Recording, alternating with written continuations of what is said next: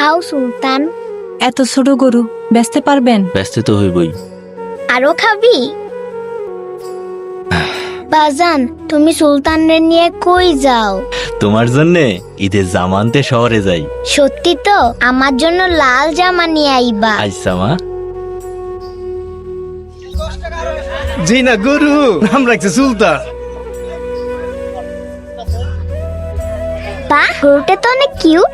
এটা আপনার? ওর নাম সুলতান। ওই হাসান সাহেব আসছে। হাটের বড় গরুটা কোন দিকে? সুলতান, সুন্দর নাম তো।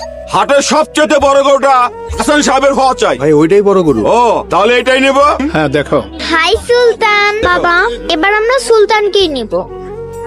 এইটা তো অনেক ছোট গরু। বাবা, কোরবানি পশু কি সবচেয়ে বড়ই হতে হয়? ছোট বড় তো বিষয় না, পছন্দের পশু কোরবানি দেওয়াই তো আসল কোরবানি। ওই সুলতানই হবে আমাদের এবারের ঈদের একমাত্র কোরবানির গরু। থ্যাংক ইউ বাবা।